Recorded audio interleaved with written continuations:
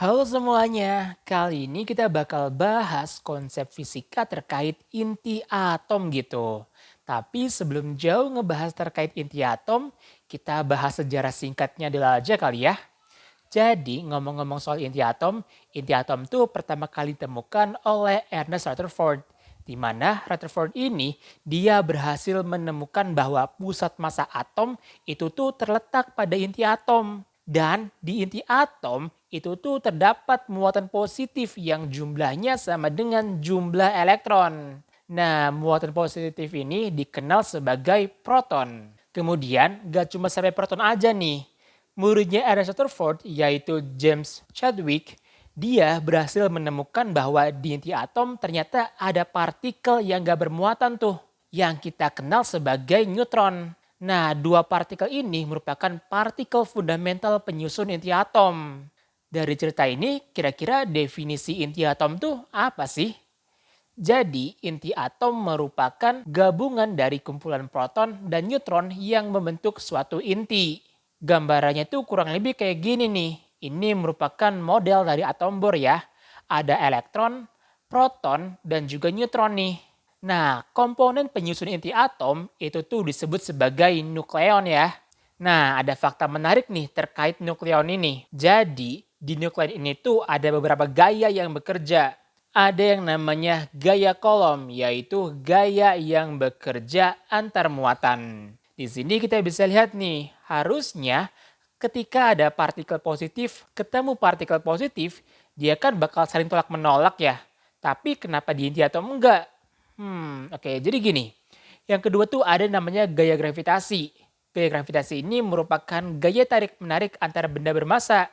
Sayangnya gaya gravitasi ini nilainya tuh jauh lebih kecil dibandingkan dengan gaya kolom. Sehingga harusnya inti atom tuh bakal kepecah gitu karena ada gaya kolom. Dari kekosongan konsep itulah muncul yang namanya gaya ikat inti. Apa tuh gaya ikat inti? Gaya ikat inti merupakan gaya yang mengikat komponen penyusun inti atom agar tidak pecah. Gambarannya tuh kurang lebih kayak gini. Jadi kita bisa analogiin kerja dari gaya ikat inti ini kayak gaya pegas. Kalau seandainya kita punya dua benda, kemudian kita hubungkan dengan pegas dan kedua benda ini kita pampatkan, maka yang terjadi adalah gaya pegasnya dia akan keluar gitu. Sehingga dua benda ini nggak akan saling bersentuhan. Nah, ini juga terjadi nih di proton, di mana kedua proton ini jika jaraknya terlalu dekat, maka akan ada tolakan di antara mereka. Sehingga nggak ada nih konsep proton yang melebur jadi satu. Karena ketika didekatkan, dia akan saling tolak menolak. Tapi ketika jarak antara protonnya itu jauh, yang terjadi adalah kedua proton ini dia akan tertarik ke pusat pasang pegasnya. Atau dengan kata lain, jika jaraknya terlalu jauh, maka mereka saling tarik menarik nih. Ini merupakan mekanisme kerja dari gaya ikat inti. Kalau ditanya berapa besar gayanya, sayangnya kita belum bisa ngejelasin nih. Nanti kalian bakal dapat materi gaya ikat inti di fisika tingkat universitas gitu. Tapi kita bisa tahu nih nilai dari energi ikat intinya, yaitu energi yang dibutuhkan untuk mengikat komponen inti atom. Berapa tuh besarnya? Oke, sebelum kita ngejawab berapa besarnya, tentu kalian masih ingat lah ya tentang simbol kayak gini, yaitu X, Z, dan A.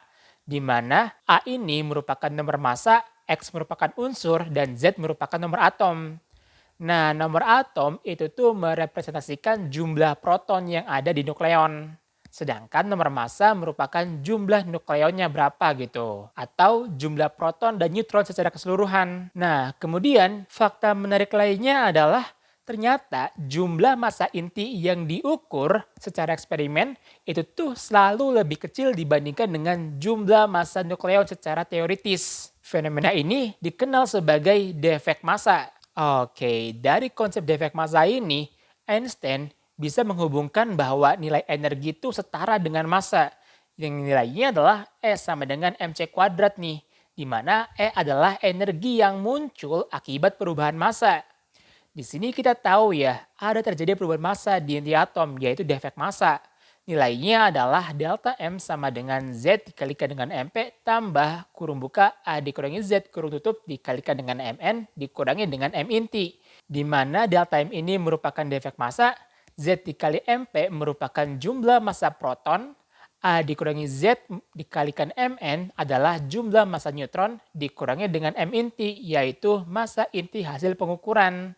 Terus, berdasarkan eksperimen, ternyata nilai defek massa sebesar 1 SMA itu tuh setara dengan 931 mega electron volt.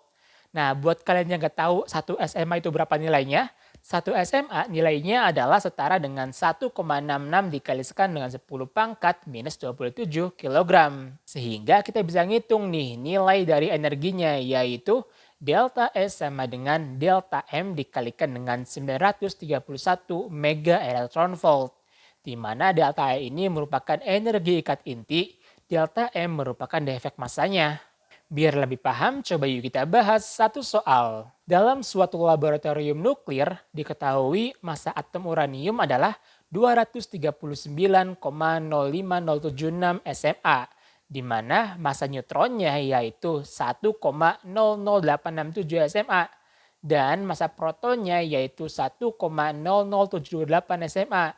Yang ditanya adalah, bisa nggak sih kita memperkirakan nih, besar energi ikat inti pada atom tersebut?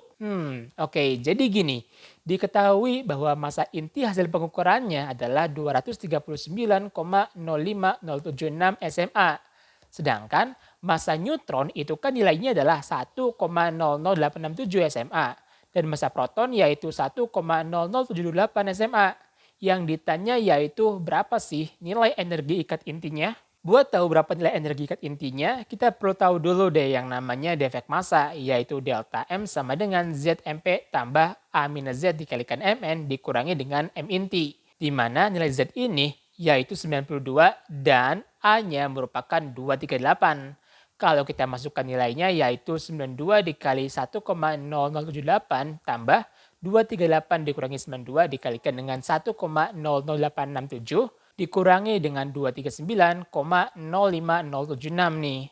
Kalau kita hitung diperoleh nilainya adalah sekitar 0,88482 SMA.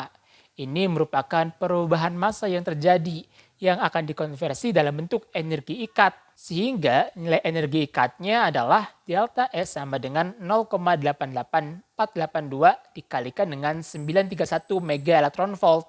Nilainya yaitu sekitar 823,8 mega electron volt.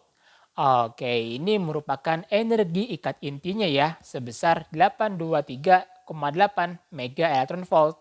Oke deh, mungkin cukup sekian dulu pembahasan kali ini. Sampai jumpa di pembahasan selanjutnya. Dadah!